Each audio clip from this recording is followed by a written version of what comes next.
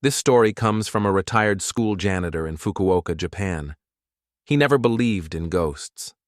Not until the night he heard the school bell ring, even though the power had been cut off for over a decade. To this day, no one has an explanation for what happened inside that building, but every person who worked there swears the bell still rings at 2:33 a.m. The old Takamori High School sat at the edge of the city, half hidden behind mist and a line of cedar trees. It had been closed for over 10 years after a devastating earthquake cracked its foundation. 5 students and a teacher died that night when the second floor collapsed during evening study hours. The building was supposed to be demolished, but it never was. Bureaucracy, funding issues, and superstition kept it standing like a rotting skeleton in the woods. Locals said it was cursed.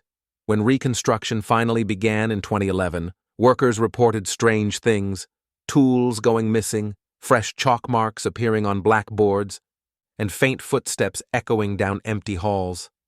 At first, they joked it off, until a foreman fell from the staircase one night, claiming he'd been pushed.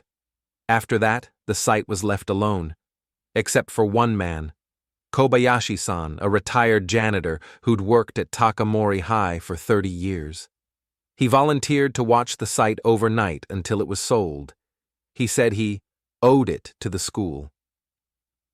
Kobayashi was calm, quiet, and meticulous. He didn't believe in ghost stories. He treated the night shift like a routine: check the gates, sweep debris, keep stray kids away. He did this for almost 2 weeks with no trouble, until the night of April 17th. That night, it started raining, the kind of steady, soft drizzle that makes every sound echo. Kobayashi was sitting in the old faculty office, drinking tea and listening to the rain. Around midnight, the power flickered, just once, then went out completely. He didn't panic. He had his flashlight and knew the building well. He was about to check the circuit box when he heard it. Faint and unmistakable. The sound of the school bell. It wasn't supposed to work. The entire electrical system had been cut for years. But there it was, one clear clang, followed by silence. He froze. Maybe it was just a metal sheet hitting something in the wind, he thought. He waited. Then again, clang. This time, he knew. That was the main hall bell, the one above the second-floor corridor, exactly where the roof had collapsed years ago. He should have called the police or the construction company. But curiosity got the better of him. He grabbed his flashlight and climbed the staircase, each step groaning under his feet. The walls still bore cracks from the earthquake. As he reached the second floor, the smell hit him, damp wood and something metallic like rust or dried blood. The flashlight flickered across broken desks and piles of plaster. And then he heard it again. Clang, clang, clang. 3 times, coming from directly above. He followed the sound to the corridor that led to the bell tower access door. The door was still padlocked, or it had been. Now it hung open. Inside, the narrow staircase spiraled upward into the dark. He could see the rope hanging from the bell, frayed and blackened. He slowly climbed. Halfway up, his flashlight started to dim. He tapped it, and for a split second, the light flashed on something. A small handprint, smeared on the wall. Then another, and another. Tiny, child-sized handprints leading up toward the bell. He stopped breathing. He wanted to run. But he heard the rope move. Not swing. Move, like someone was gripping it. The air grew colder, the kind of cold that bites your lungs. Then he heard voices, faint, overlapping. Children, whispering. "Sensei, we can't get out. Help us!" he shouted into the dark. "Who's there?" But the whispers only grew louder. Then came a loud clang, right above his head. The bell swung wildly, even though the air was still. And as he looked up, his flashlight caught something swaying near the ceiling. A cluster of 5 figures, faint and gray, their faces twisted, their uniforms torn. They hung in the air like shadows, their heads tilted sideways. Kobayashi screamed and stumbled backward, tumbling down the steps. The flashlight shattered. In the darkness, the bell stopped ringing. The whispering faded. Only the rain remained. He crawled out of the tower and collapsed in the hall, gasping for breath. When he opened his eyes, it was morning. He reported what he saw to the local authorities. They found nothing. No footprints, no signs of trespassers, no working power lines. But one thing stood out. The school clock above the main hall had stopped again. It wasn't broken. It simply froze. At 2:33 a.m., the same time the earthquake hit 12 years earlier. Months later, the school was finally demolished. During cleanup, workers uncovered a section of collapsed concrete. Beneath it, 3 melted wristwatches, their glass faces warped from heat and pressure. All 3 had stopped at 2:33 a.m. Kobayashi quit that same week. He never spoke of it again. But one of the workers who helped dismantle the bell tower swore he heard something as the final beam came down. A faint metallic clang echoing once across the empty lot. And the next night, a nearby security camera recorded a light flicker, like a spark, exactly where the bell had hung. If you ever walk past an abandoned school and you think you hear a bell ringing in the distance, don't go looking for it. Some buildings keep memories, and some refuse to let go. And in Fukuoka, they say, if you listen closely at 2:33 a.m., you'll still hear that bell. Once for every life it took.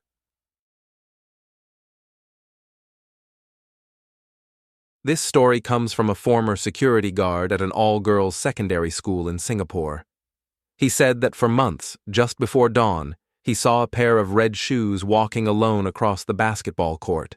No footsteps, no body, just shoes, moving by themselves. At first, people called him crazy, until the morning someone else saw them too. The school was built in the early 1970s, tucked between a canal and a cluster of high-rise flats. By day, it looked ordinary. Rows of pastel classrooms, morning assembly, chatter echoing through the corridors. By night, it felt like another world.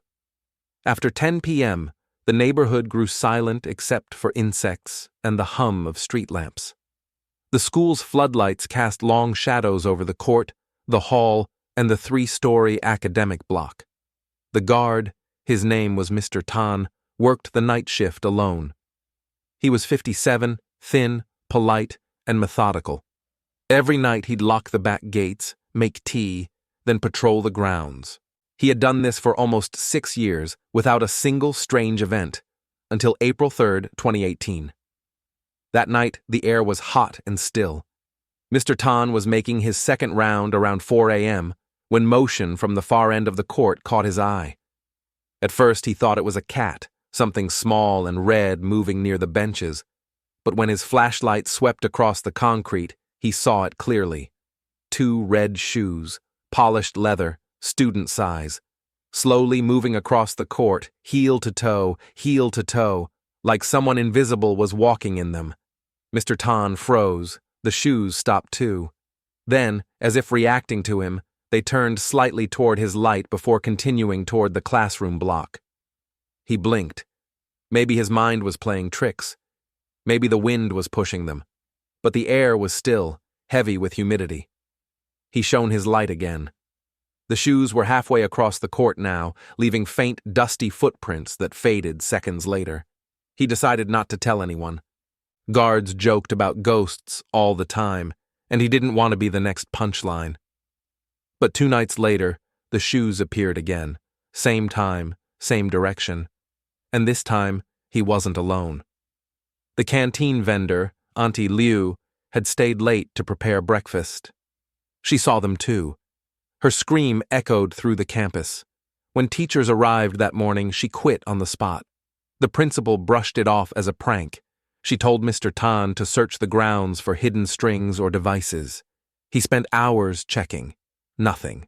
No wires, no footprints, no shoes left behind. They were simply gone. A week later, a rainstorm hit the city. The next morning, muddy water pooled over the court. As Mr. Tan patrolled, he saw something that made his stomach drop. 2 wet shoe prints, side by side, facing the main building. But there were no prints leading up to them. They just started there. That evening, Mr. Tan spoke to one of the older teachers, Mrs. Chua, who'd worked there since the 1990s. When he described the red shoes, her face drained of color. She told him about a girl named Lian.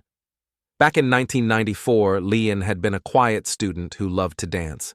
She wore red shoes to every school event, bright crimson, even though the uniform code forbade colored footwear. She said they made her feel alive.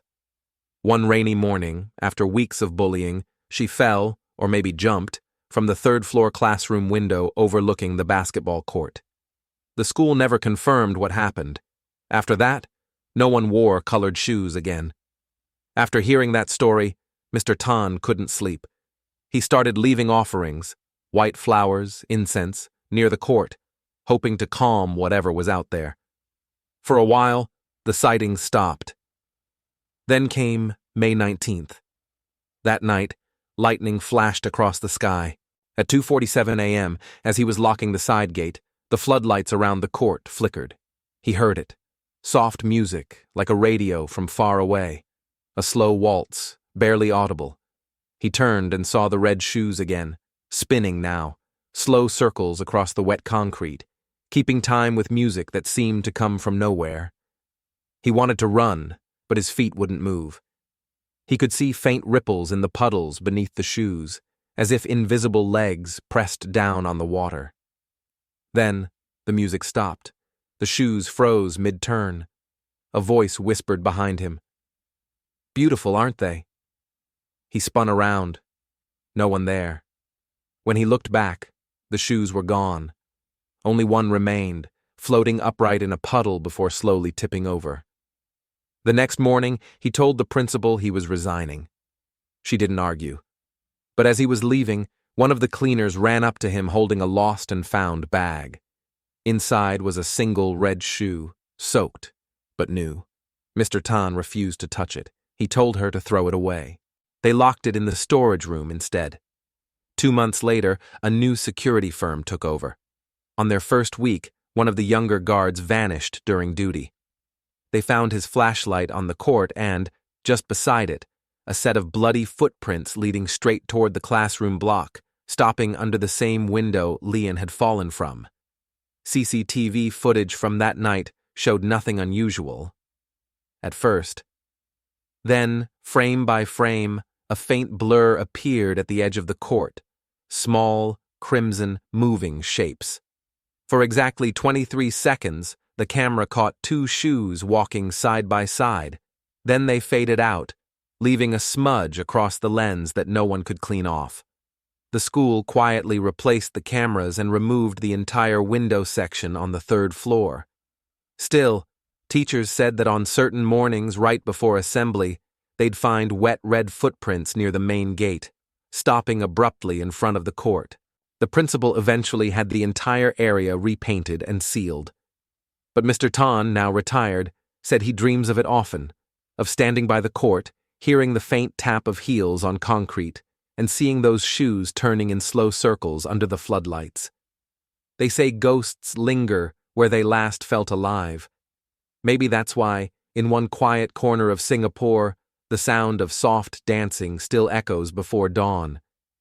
So if you ever walk past a school at night and you hear faint music with no source, don't look toward the court. Because sometimes it's not the dancer that returns, just the shoes. If these true horror stories sent chills down your spine, make sure to like this video, subscribe, and hit the bell icon, because the next disturbing mystery might just be darker than all of them. And tell me in the comments, which story haunted you the most?